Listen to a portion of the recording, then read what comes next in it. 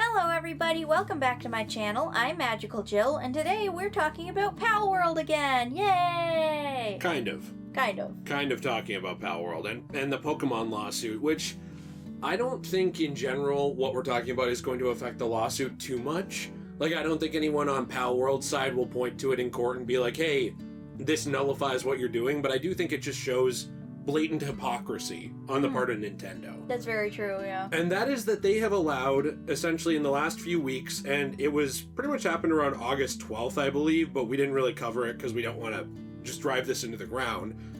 But they have been allowing a lot of weird stuff on the eShop for Nintendo, and one of them is a very obvious clone of Palworld, which is called Palland. Yeah, they didn't even try to change the name. No, not really at all.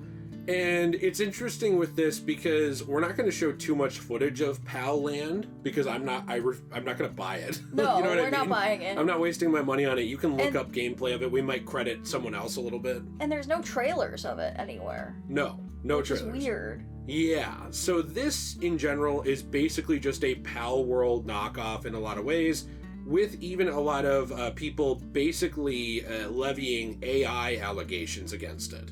You know, that it was created using AI slop. So we're going to take a look at this for just a couple minutes today. We do have a question of the day for you, which is, in general, what do you think about this situation? Because for me, it goes to show that, like, Nintendo is not actually caring about defending intellectual property rights. They only care about the things that affect them. Yeah. So, like, if they do something, it's totally fine. Mm-hmm. And the reason I say that for me is because looking at this, if their argument is Palworld could eat into Pokemon sales, because that's the only reason you would ever do that, that's the only reason to do any kind of intellectual property lawsuit, is because you're saying, hey, this affects us. Yeah. Because you're stealing from us. That's the idea. Mm-hmm. Whether it's true or not, is you are ripping us off, therefore people will go to you as a replacement for us. Yeah. But if you are running this shop, because Nintendo is also in charge of what they allow on the eShop, kind of like Steam with what they allow on their storefront, it doesn't necessarily mean they endorse every piece of material, but it does mean that you are responsible for running that storefront. If your entire argument is you're stealing from us, but then you platform another game that's very obviously stealing from the competitor, at least in my opinion, of the people that you're going to court with, that's not only a conflict of interest, it's also blatantly hypocritical. Yeah, like, what does it say about you then, you know? Because it's like, oh, it's okay when we do it, it's okay when we allow it, but it's not okay if somebody else does it without our blessing. Well, it also kind of comes off like a backhanded way to try to hurt Palworld. Yeah. Like, oh, well, if you're going to steal from us, because that's their argument, we're going to platform things that steal from you. How about that? Eat that, nerds. Nerds. Do you get what I mean? Yeah. Like, it just comes off as very much a blatant, petty move. Also, Palland looks so unfinished. Like, it looks like there's not textures on most of the areas around. It didn't show gun gameplay like Palworld does, but basically everything else looked just like Palworld. Like, if you put them next to each other, the only distinguishable things that you would see would be like the fact that Palland looks super unfinished as a game.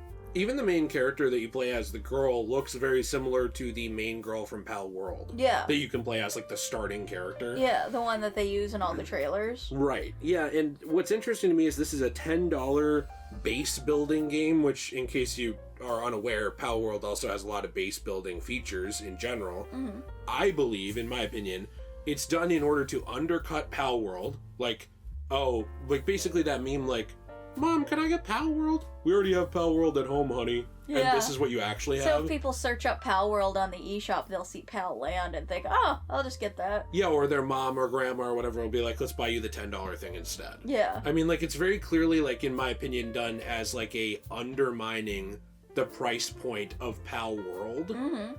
And the only reason that Nintendo would allow this kind of thing on their eShop, I truly believe, is to undercut Palworld. Yes, I completely think so, Which is malicious, right? Isn't that a malicious move? That is the entire reason why people file these trademarks and these copyrights, so that people can't do this, and so that they can go to report about it. Sorry, I was dealing with our cat who's deciding to cause a... She's base building herself. She is. She's dragged a bunch of acoustic panels together to try to build a base. She's creating her own Palland knockoff. It'll be like $5. What a weird cat. Anyway, it just kind of seems like they are doing the thing that they accused Palworld of doing to their Pokemon. Does that make sense? To your point really quick, they already did what they're accusing Palworld of in a lot of ways. I mean, like, there have been, I guess you could say, like, legally, maybe not patents, but they have taken from and borrowed from other creature capture games 1,000 times. And we've pointed to that. You know, like, many people have pointed to them taking the inspiration of Pokemon from, like, Ultra 7. People have pointed to Pokemon taking designs from Dragon Quest 2 in the past for a lot of their G1 Pokemon. You know, examples off the top of my head, and I always point out Digimon. They did temporary evolutions before Pokemon just happened to come up with the idea for Mega Evolutions, which are temporary evolutions. Yokai Watch. Pokemon came along and all of a sudden its entire anime art style changed, and whoa, lo and behold, it looked a lot like Pokemon, or it looked a lot like a Yokai Watch during the Sun and Moon era. And Nintendo is not above taking inspiration from other people. But when you combine this move with altering their patents mid-lawsuit, which we talked about before, you know, it's like, and the fact they did this themselves, like borrowing ideas from other people. They just look like a bunch of idiots. Yeah. Like, it looks like they're not actually taking it seriously and they're just doing this for more money. Well, yeah, 100%. I mean, I truly believe that's what all their lawsuits boil down No, to. yeah, I completely agree. I'm just saying, like, you could at least try to look like you care.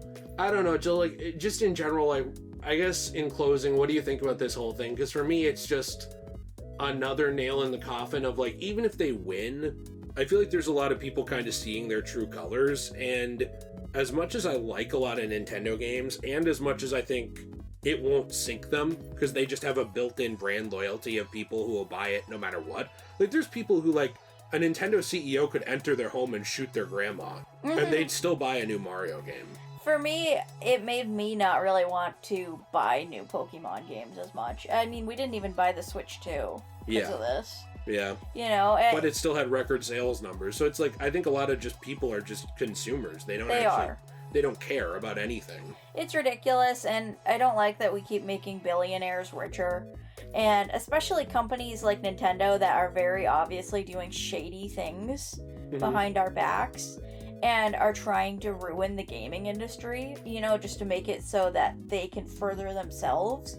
That's really messed up. We get mad at people in real life who do things like that, where they'll, like, hurt other people to further themselves in their career, but it's okay when Nintendo does it. I think what's unfortunate is just that there's no real repercussions for them financially.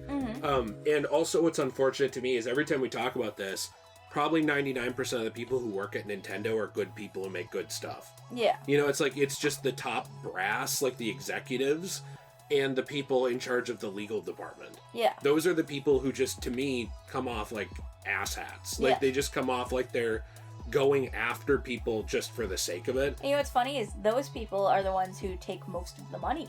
And they're the people who don't have the creativity to make anything themselves. Nope. So they use everybody below them to make all of the wonderful things that they make, and then they take all the money. And weaponize it.